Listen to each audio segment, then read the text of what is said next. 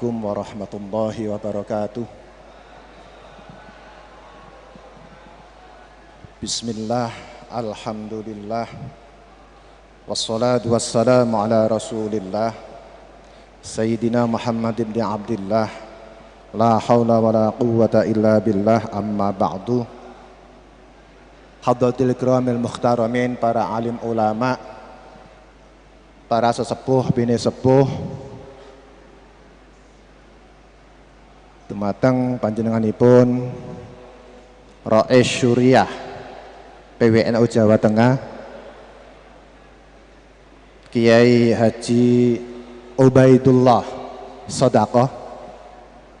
Semoga Allah memanjangkan usianya dan memberikan keberkahan, sehat lahir batin dan jajaran Suriah. Pengurus Tanfidiyah, pengurus cabang Nahdlatul Ulama Kabupaten Jepara, dan saya lebih suka menyebutkan pengurus cabang Nahdlatul Ulama Jepara, karena bisa saja nanti pada saatnya ketika mengalami perkembangan itu tidak berbasis teritori tapi berbasis community, sehingga bisa saja ada di tingkat MWC itu naik menjadi cabang karena kepadatan dan karena prestasi yang dimilikinya. Tapi ini juga nggak gampang, gitu ya. Pengurus cabang Nahdlatul Ulama Jepara, khususnya Rais Syuriah Kiai Haji Hayatun Nufus, semoga diberikan keistiqomahan dalam pengkhidmatan dan segenap jajarannya. Ketua Tanfidiyah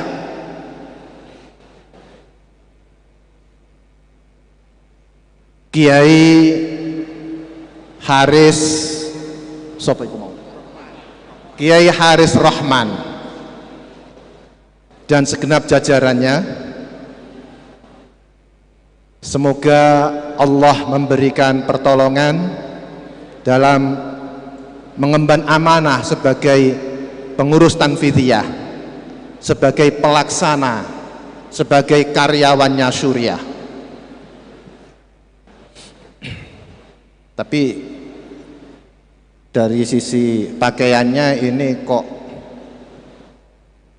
pakai sarung itu Tanfidiyah itu kan saya malah curiga itu nanti dalam perilakunya itu menandingi Suriah. Ini maka saya itu segera setelah saya masuk di jajaran Tanfidiyah dan juga di Katib itu saya nggak pernah pakai sarung kalau dalam acara organisasi resmi, karena yang pakai sarung itu haruslah kiai lah pokoknya, rois, wakil rois.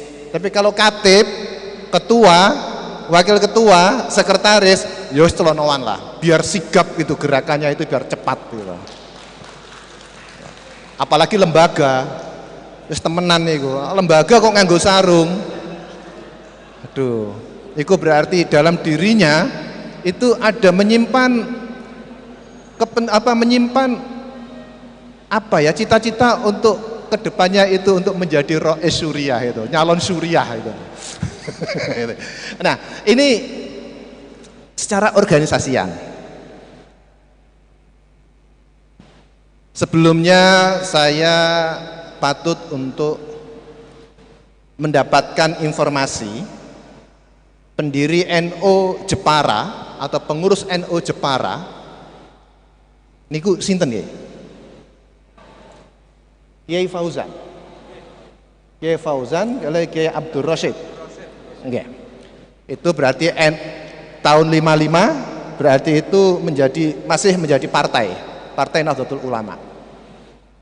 Nggih, atas dukungan generasi muda kepada para pengurus pertama, generasi pertama Nahdlatul Ulama Jepara, Mari kita kirimkan hadiah Fatihah.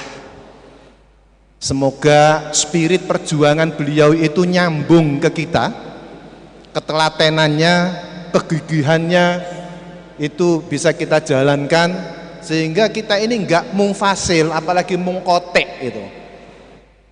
Biar tetap mutasil dengan sesepuh Nahdlatul Ulama Jepara.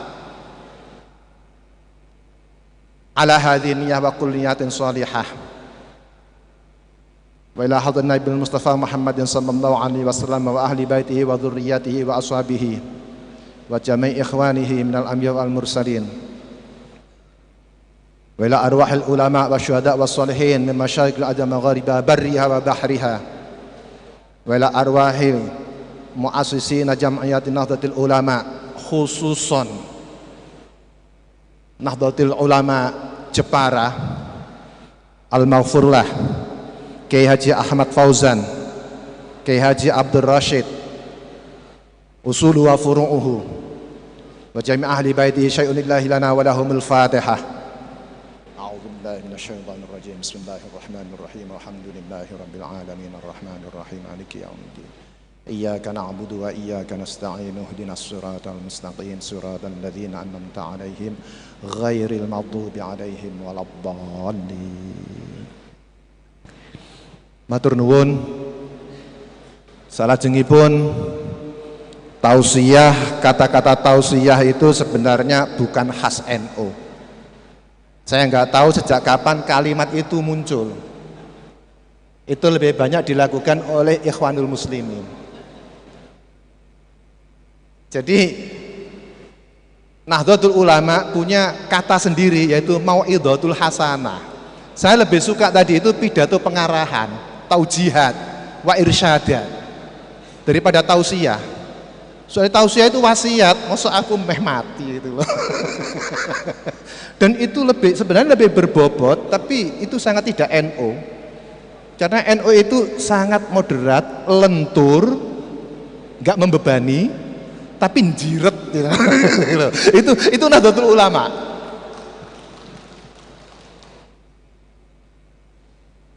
Jadi beberapa hal yang menjadi catatan saya di setiap tempat di mana saya berada itu selalu bertanya siapa pendiri NU di tempat lokasi itu.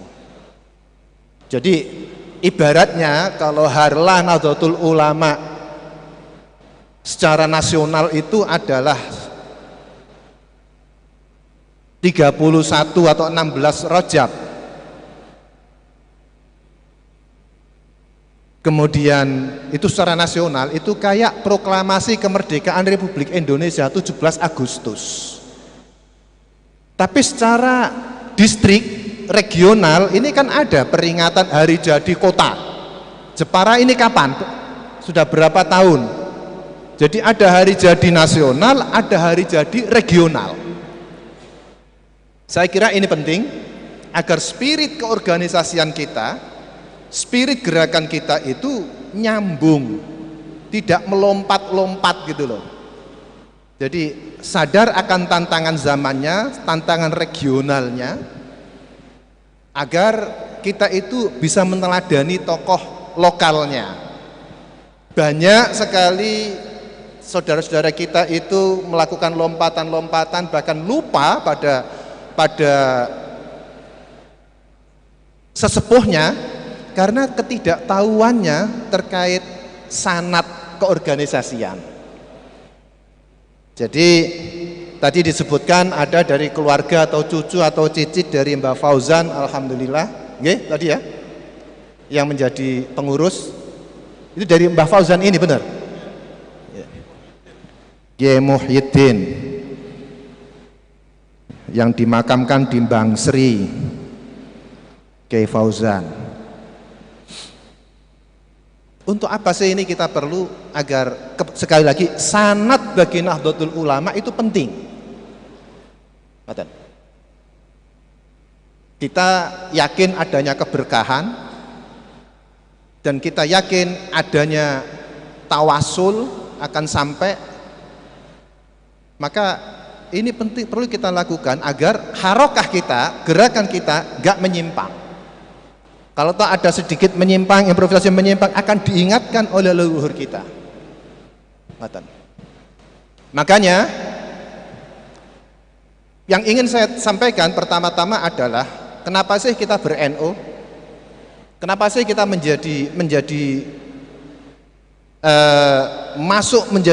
menjadi pengurus Nahdlatul Ulama ini? Apa tujuannya? Ini harus dijawab dulu. Apa tujuan kita ber-NU? Karena ini tradisi pesantren, tadi disebutkan banyak sekali yang di Jepara ini yang tidak mendapatkan, atau di Jawa Tengah tidak mendapatkan pendidikan formal secara umum, bahkan dominan hampir 44%, apa pinter ngaten nggih. Kemudian di Jepara ini yang hanya sampai pada tingkat madrasah ibtidaiyah itu sekitar 300-an. Kemudian tingkat sanawiyah itu 31 atau berapa. Yang ini patut dibukakan akses bagi lembaga ma'arif untuk membuka akses bagaimana warga-warga itu mendapatkan layanan pendidikan secara maksimal sebagaimana mestinya. Untuk ini saya selalu ingat pada Nazom Imriti. Pertama, Imriti itu kalamuhum lahzun mufidun musnadu. Jadi kalamuhum. Jadi bagaimana sih pandangan-pandangan muassis, bagaimana sih strategi-strategi gerakannya para muassis itu di dalam membangun Nahdlatul Ulama. Ini yang harus kita tahu. Enggak langsung ujuk-ujuk kalamuna. Jadi ada tajridiyah, ada modelnya itu step by step. Maka kenapa sih dulu ketika ngaji fikih itu sangat ketat? Kenapa di pondok itu sangat ketat? Karena itu membangun karakter. Nah, kita sebagai generasi penerus ini harus tahu juga kalamuhum lafzun mufidun musnadu itu. Nah, dari sinilah kita perlu sadar sejarah. Dari sadar sejarah ini, maka kita akan mengetahui tujuan. Wan nahwu aula awalan ayyu'lama idzil kalamu dunahu layyufhama. Karena di sini ada Gus Nuruddin Amin ini yang dilalah, terlahir dari keluarga kiai dan diambil menantu kiai besar lagi. Dan saya kira di Jepara juga kiai besar. Kalau kecil ya digendong gitu kan. Jadi Gus Nun ini teman, salah satu guru saya untuk media, karena sejak muda dia hobinya itu di media, tulis menulis.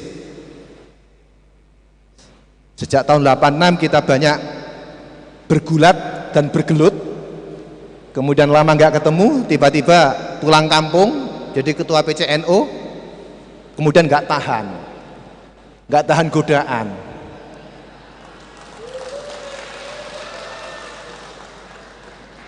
Jadi berbekal sebagai mudhof ilaih dari mudhof Kiai Amin. Mudhof ilaih ini juga mahalit jer ta. Namanya mudhof ilaih mahalit jer kudu tawadhu, nandur dhisik.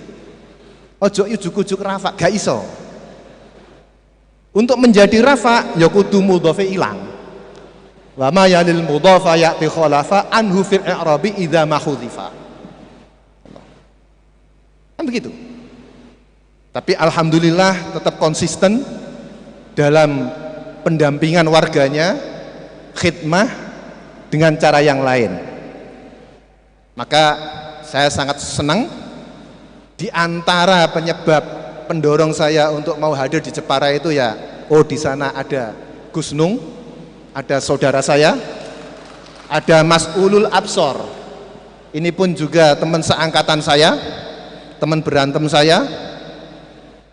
Ini angkatan 86. Tapi karena Mas ulil absor yang udahlah persetan dengan formalitas itu, maka dia lebih untuk pulang kampung lebih dulu mengabdi pada warganya. Semoga Allah selalu memberikan maunah kepadanya. Jadi berangkat dari pertemanan dulu. Setelah itu ini Jawa Tengah. Saya ada di Solo. Sangat tidak pada tempatnya kalau saya tidak hadir di Jepara ini sebagai bagian dari Jawa Tengah. Nah, wan nahwu aula awalan ayyu'lama idzil kalamu dunahu layyufhama. Nahwu itu nahwa itu al-qasdu itu ghoyah. Destinasi kita destinasi dari sebuah putusan strategis harus diketahui lebih dulu. Karena ketika sebuah gerakan, sebuah harokah, al-kalam ini salah satu bentuk simbol dari program atau kegiatan, itu masuk dalam kategori kalam. Tanpa diketahui goyahnya dulu, layufhama, nggak akan nyampe ke destinasi, nggak akan sampai. Justru menghadirkan kriminal-kriminal baru. Contoh konkretnya kita ke terminal bis tapi nggak jelas mau kemana tujuannya, maka kita akan jadi makanan empuk bagi para calo itu. Sama halnya dengan kita masuk di partai politik yang cenderung ke program kekuasaan, karena nggak tahu arahnya, nggak tahu kekuatannya, nggak tahu desain strateginya, ya dimakan oleh para calo gitu loh, menghadirkan kriminal. Maka enak ning NU pokoknya barokah.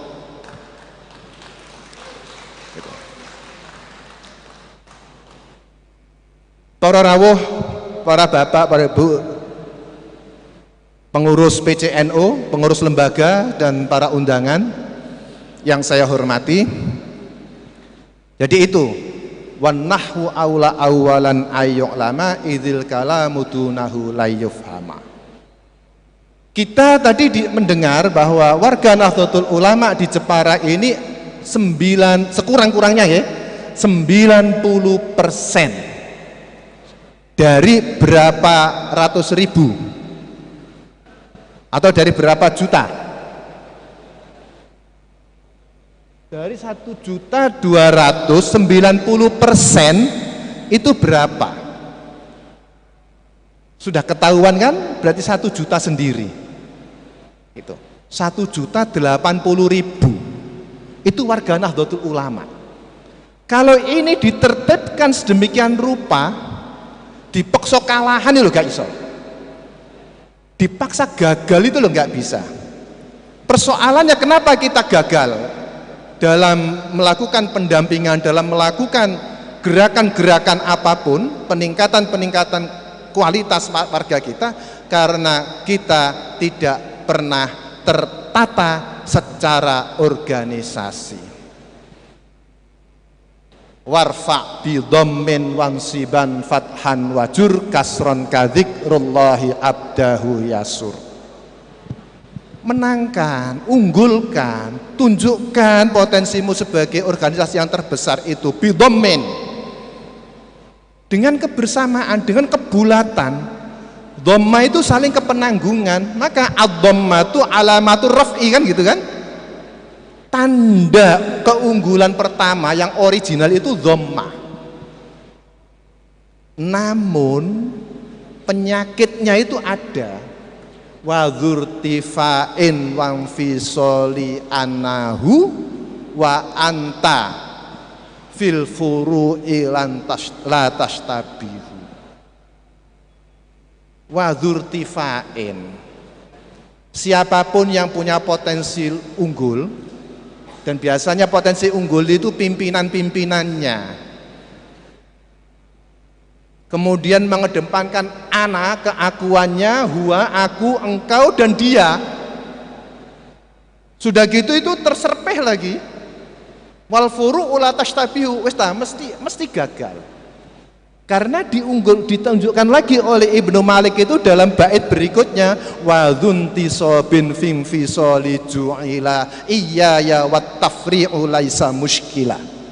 Oh, karena ini anggota, karena saya ketua PBNU ya kudu ngerti alfiyah gitu loh. Wadhunti sobin, siapapun yang punya jaringan yang luas, yang kokoh ini, fimfisoli ju'ila, fimfisoli tapi ini terputus,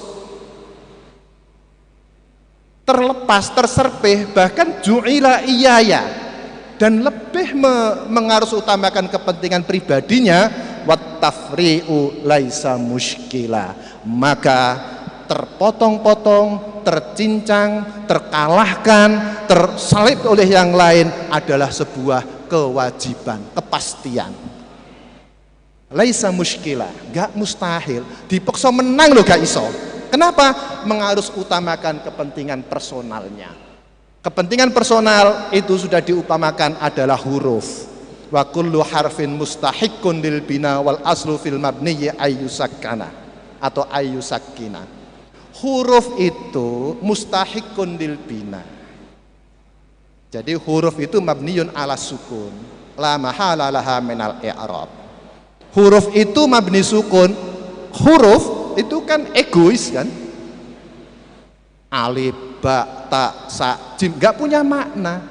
Paling-paling yang dari huruf hijaiyah itu yang bisa bermakna itu, bisa ada manfaatnya itu cuma alif, ha, kemudian tanda mat, kemudian ada wawu, ada mim, gurajah di Khotam Sulaiman. Itu kan? Cuma itu. Tapi huruf pada dasarnya itu mabniyun ala sukun, la mahala laha minal i'rab. Gak bisa menjadi agen perubahan. Kalau mau menjadi agen perubahan, maka huruf-huruf yang ada ini harus mampu mentarobutkan, meruntuhkan egonya, menyandingkan dan menghubungkan dirinya pada yang lain, pada huruf lain, tanpa harus kehilangan jati dirinya. Makanya dalam nahwu itu dikatakan kalam itu contoh pertama adalah lafzun, bukan harfun tapi lafzun, karena punya makna itu terkecil, partikel terkecil dalam sebuah kalimat itu ya kata, bukan huruf yang punya makna. Maka para bapak ibu, para kiai, kita perlu melakukan kontekstualisasi, ya, melakukan kontekstualisasi dengan melihat tujuan utama Nahdlatul Ulama dilahirkan adalah liislahid dunya wa sa'adatil akhirah, untuk mendinamisir kehidupan dunia dan kebahagiaan akhirat. Nah, dalam hal ini kita perlu melakukan penertiban. Ketika sudah berorganisasi perlu ada penertiban. Tanzim itu penertiban, penertiban kelembagaan, penertiban administrasi perkantoran, administrasi kesekretariatan, penertiban administrasi aset, penertiban administrasi kepengurusan. Ini penting, karena tanpa itu maka kita tetap meaningless, nggak punya makna apapun. Dalam pelantikan semeriah apapun, kalau tidak ada semangat bersama, maka semua itu tidak akan menghadirkan keberkahan, hanya bisa menghadirkan kerugian dan kesakitan. Makanya Mbah Hasyim Asy'ari di dalam Muqaddimah Qanun Asasi setelah amma ba'du itu diingatkan betul. Amma ba'du, insyaallah demikian. Fa'lam annal ijtima'a wat ta'arufa wat ta'allufa wal ittihada, terbalik. Amma ba'du fa'lam annal ijtima'a wat ta'arufa wal ittihada wat ta'allufa huwal amrul ladzi la yajhalu ahadun manfa'atah. Fa kaifa wa qad qala an-nabiy sallallahu alaihi wasallam yadullahi ma'al jamaah. Pernyataan Mbah Hasyim Asy'ari ini sangat-sangat rasional, kontekstual. Pertama adalah ijtima'. Kecenderungan manusia itu adalah berkumpul. Ijtima', kumpul begini. Tapi ini masih huruf, masih punya agenda sendiri-sendiri. Jejer duduk bareng ini belum tentu antara Gus Nung dengan sebelahnya ini, kiai sebelahnya ini punya kesepahaman visi. Karena ijtima'. Makanya ada sindiran tahsabuhum jami'an wa qulubuhum syatta. Seolah-olah berkumpul tapi hatinya ini punya agenda masing-masing. Tapi ya nggak apa-apa, gelem kumpul itu level terendah dalam keorganisasian. Pokoknya teko, kumpul sih. Setelah kumpul ta'aruf, ta'arofa, ya ta'arofu, ta'arufan. Ikut wazan tafa'ala, ya tafa'alu, tafa'ula. Ini faedahnya, ini makna musyarakah, faedahnya soirurah. Ngerti ya? Ta'aruf itu saling mengenal. Di dalam ta'aruf saling mengenal, saling menopang, membuka persoalan, menggali persoalan dan berupaya untuk mencari solusi.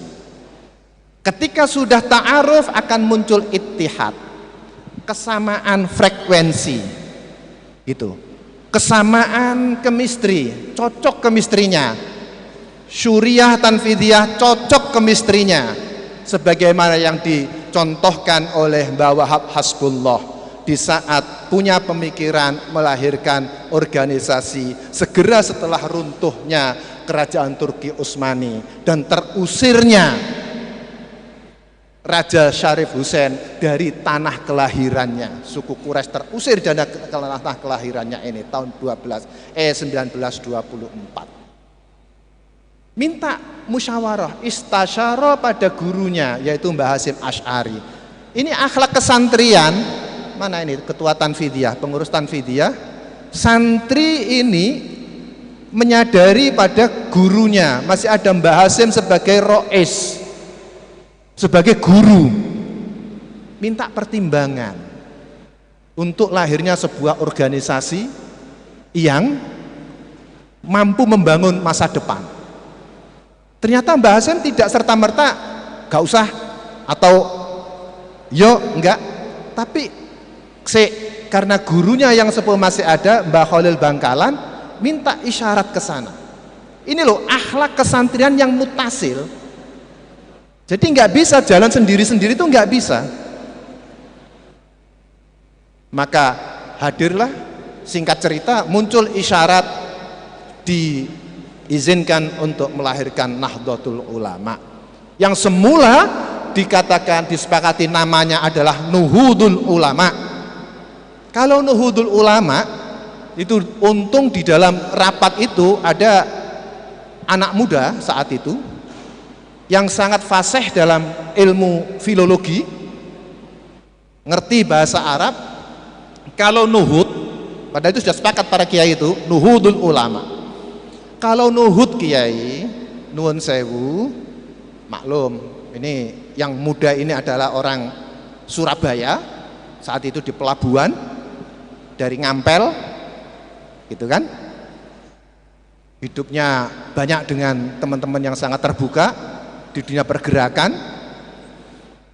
Kalau Nuhud panjenengan tidak kumpul di sini, karena Nuhud itu kesadaran personal untuk membangun kerajaan sendiri. Jenengan cukup mawon ngaos nenggone omah, ngopeni santri, nanti akan besar dengan sendirinya, bangkit dengan sendirinya. Tapi itu personal. Terus ditanya, terus apa? Ya Nahdhah. Nahdhah itu bangkit harokah bersama-sama dengan menggusur kepentingan personalnya, tapi bil jam'iyah. Itu Nahdhah, bukan Nuhud. Nah, ini siapa beliau ini?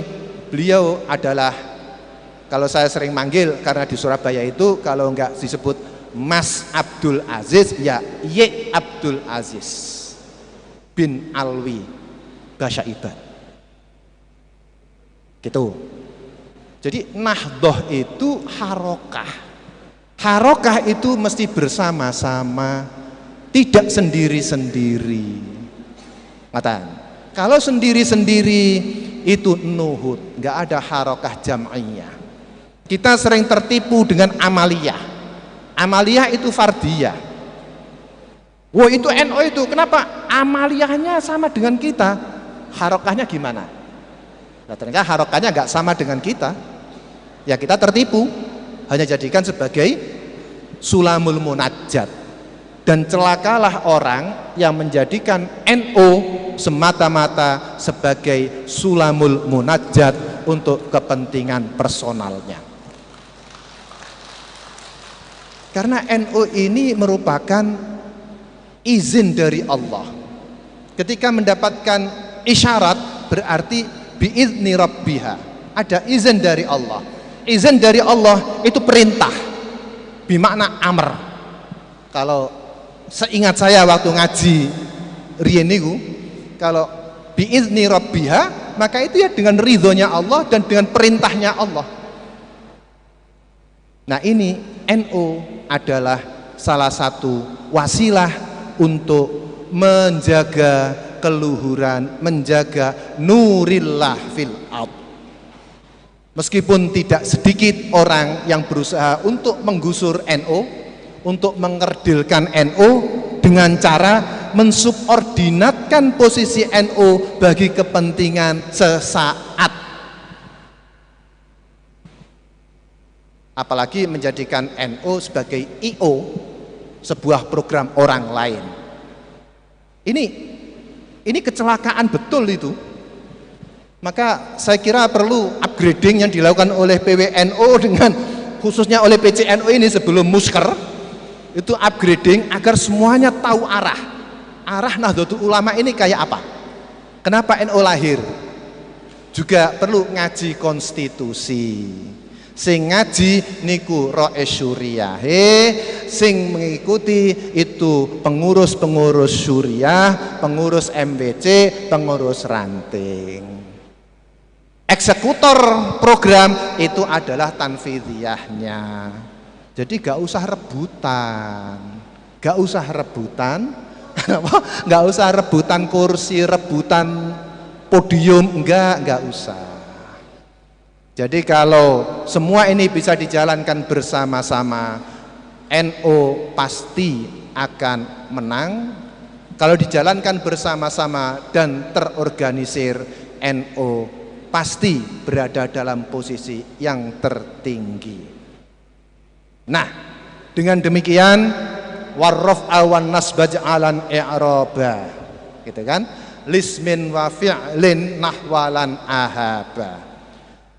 Posisi-posisi yang strategis yang dimiliki NO dengan keanggotaan yang luar biasa besar ini, yang automatically dengan nilai-nilai unggul, nilai luhur, as-sidqu wal wafa'u bil ahdi wal amana wasyura wal amruhum syura bainahum wal adalah, ini dengan wan nasba dan jaringan-jaringan yang sudah sampai ke kaki yang paling bawah itu, ij'alan, jadikan semua itu i'roba, untuk mendinamisir, untuk hadir mendampingi warganya, mengetahui apa yang menjadi persoalan warganya, apa yang paling dibutuhkan oleh warganya. Di situ kita hadir.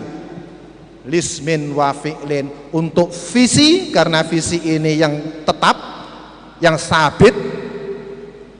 Wa fi'lin, ini adalah yang mutaghayyirat, yang berubah-ubah sesuai dengan zamannya. Nahwalan ahaba, menuju titik yang tidak tertandingi. Loh, ngono. Makanya kontekstualisasi ilmu-ilmu pesantren itu penting. Tengriki kok tak lihat ada Bunyai Hindun, kalau nggak salah itu ulama perempuan ternama, terkenal se-Asia Pasifik. Nyai niki Gus Nung, alumni Londo, belajar ning negara kafir. Kados Ye Alwi niku wau. Ye Alwi, Ye Abdul Aziz bin Ye Alwi bin Abdul Aziz tadi itu ngajinya terkait dengan pencerahan itu langsung ke sumber utamanya, yaitu ke Jerman, ke Prancis, ke Londo. Untuk bisa masuk sana dengan cara menikahi noni Londo. Tapi tanpa harus kehilangan jati dirinya, bisa masuk ke sana kemari. Kenapa? Karena beliau ini orang yang kekeh untuk mengambil informasi harus dari sumber utamanya, bukan dari yang KW. Ketika Mas Mansur itu mendalami ngaji ke Mesir, Mas Alwi bilang sama Mbah Ridwan, Mbah Yai Ridwan, Kang, engko iku Mansur iku, ini sepupunya, Mansur iku balik-balik akan menyatakan kembali ke Quran hadis. Ora gelem karo awake dhewe, Kang. Lho kok bisa gitu? Soalnya belajar tentang renesan pencerahan ini ke KW, ke sumber yang KW, ke para makelar. Akhirnya jadi pan-islamisme dan sebagainya itu yang sudah tidak original lagi. Dan akhirnya setelah pulang ke Surabaya kan pamit betul untuk geser ke Jogja. Soalnya di sana Surabaya struggle-nya itu lebih keras. Kalau di Jogja lebih enak bersama Kiai Haji Ahmad Dahlan yang lebih memilih kepada masyarakat perkotaan, karena memang Kiai Haji Ahmad Dahlan belajar ke Timur Tengah, Kiai Darwis saat itu tidak mendalami mazhab, tapi lebih ke pembaruan-pembaruan, di mana di situ untuk fikihnya maka Mbah Ahmad Dahlan itu mengikuti takrib, matan takrib itu. Jadi tidak ada pembaruan, tidak ada pendalaman mazhab. Beda dengan Mbah Hasyim Asy'ari, Mbah Wahab Hasbullah yang benar-benar melakukan pendalaman sedemikian rupa. Nah,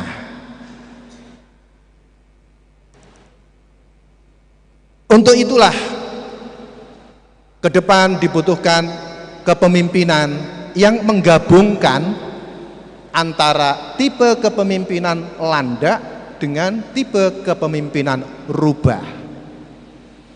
Kepemimpinan landak itu konsisten, punya kesadaran masa lalu, pokoknya ini nggak ada tajdid, pokoknya lurus saja tanpa melihat apa konteksnya itu, sehingga dia ya tetap aja mengambil solusi hari ini kembali kepada masa lalu, al-hifdzu secara mutlak, muhafadzah mutlak, bukan islah. Beda sekali dengan rubah. Kalau rubah ini tipe kepemimpinan yang dia penciumannya terhadap realitas saat ini itu sangat tajam, tapi abai terhadap visi utamanya, sehingga juga nggak nyampe. Maka NO dengan jargon al-muhafadzah alal qadimis sholih wal ahdu bil jadidil aslah ini itu konkret. Jadi sehingga dinamis selalu ada pada zamannya dengan al-hifdzu wal islah. Al-ahdunya sebagai wasilah. Jadi al-hifdzu menjaga, melestarikan apa yang menjadi tradisi yang bagus itu, kemudian mengelaborasi, mentransformasikan melalui apa-apa yang sesuai dengan zamannya, kontekstualisasi, rekontekstualisasi, untuk apa? Untuk islah. Goyanya adalah islah. Maka tidak berlebihan kalau manajemen keuangannya pun juga ikut pada saat ini, bukan budaya tulis kertas, tapi enggak, harus siap. PCNO Tanfidiyah ini harus siap diaudit pada akhir masa khidmatnya, sebagaimana audit yang dilakukan oleh Allah Subhanahu wa Ta'ala. Jadi kita itu sudah banyak contoh itu. Allah itu mengaudit kita itu dengan pembukuan yang ditulis, pelaporan yang ditulis oleh Raqib Atid, kemudian auditornya adalah Mungkar Nakir. Lah itu. Lah kita ini kan organisasi keulamaan, masa gak wani diaudit? Gitu loh. Manajemen modern dong. Katanya kembali berangkat dari pesantren. Pesantren itu nilai-nilainya begitu. Idza ja'akal malakani itu kan. Jadi ini auditornya itu adalah Mungkar Nakir. Dengan sumbernya itu buku yang ditulis oleh, yang dibukukan oleh Rokib Atid. Maka ini nanti itu disclaimer atau tidak. Nah ini urusan Tuhan. Tapi soal audit ini penting, sehingga basisnya dokumen, tidak basis cerita. Gitu loh. Makanya al yauma nakhtimu ala afwahihim itu supaya ini basisnya itu dokumen. Sekecil apapun ya Mas Haris, tolong itu administrasi ditertibkan betul. Itu. NU menjadi tidak mendapatkan kepercayaan yang maksimal dari publik, dari pihak lain karena kita tidak tertib administrasi. Kalau kita berani diaudit, maka yang lain dengan sendirinya akan gemeruduk royoan untuk datang ke NU, minta bekerja sama dengan NU.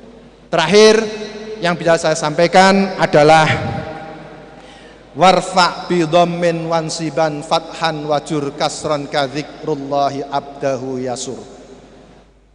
Tadi itu bi dhammin wansiban, luaskan jaringannya, lakukan konsolidasi organisasi sampai ke tingkat bawah. Itu ya. Kalau tadi itu ada warraf awan nasbaj alan i'roba, dinamisir, tapi satu ini jangan sekali-kali untuk berada pada kita. Wajur kasron kadzikrullahi abdahu yasur. Luluh lantakkanlah organisasi ini dengan konflik kepentingan. Hinakan organisasi ini melalui konflik-konflik kepentingan, konflik-konflik internal. Saya itu hakul yakin gak akan yang mampu, gak akan ada yang berani untuk mengkerdilkan NU, untuk menghancurkan NU. Orang luar gak akan ada yang berani. Justru Nahdliyin sendirilah yang menjadikan NU itu kerdil dan terhina. Jadi kalau kita di sana al-Islam mahjubun bil muslimin, kita turunkan al-NU mahjubun bin Nahdliyin. Nah gitu. Kontekstualisasi, rekontekstualisasi ini penting. Era hari ini, era medsos, kita juga perlu mengisi ruang-ruang dunia maya itu dengan jaringan yang kuat. Kita perlu mengisi konten-konten yang kuat melalui kontekstualisasi, mulai dari sosialisasi Ahlus Sunnah wal Jamaah Nahdliyah, melalui sosialisasi kegiatan-kegiatan program Nahdlatul Ulama secara terbuka gitu. Jadi kalau di pusat itu kita sudah kesepakatan, sudah dan menjadikan kesepakatan bersama menjadikan NU Online sebagai media mainstream Nahdlatul Ulama, maka di sini saya kira juga demikian bagaimana media-media di tingkat Jepara ini. Jepara ini secara geografis punya potensi besar, semangat untuk etos kerja, untuk melakukan perlawanan terhadap realitas, untuk terbebas dari ketidakberdayaan itu luar biasa. Semua dari Jepara. Ikhrajun nas minadz zulumati ilan nur itu dari Jepara. Habis gelap terbitlah terang itu dari Jepara. Jadi ikhrajun nas, melepaskan manusia, masyarakat dari ketidakberdayaan. Zulumat itu jangan diartikan kegelapan aja. Dari ketidakberdayaan, ketidaktahuan, ilan nur menuju berdaya dan keunggulan dan kontribusi yang luar biasa. Yang bisa saya sampaikan demikian. In uridu illal islah, saya hanya menghendaki, yang ingin saya sampaikan adalah bagaimana NU ini mengalami gerakan-gerakan yang lebih baik dari sebelumnya, melakukan transformasi kreatif sesuai dengan zamannya, dengan gerak bersama yang lain, bersama secara internal, bersama dengan yang lain secara sejajar, bukan menjadi subordinat bagi organisasi yang lain, tapi setara dengan mitra strategisnya. Kurang lebihnya mohon maaf. Wallahul muwaffiq ila aqwamit thoriq. Assalamualaikum warahmatullahi wabarakatuh.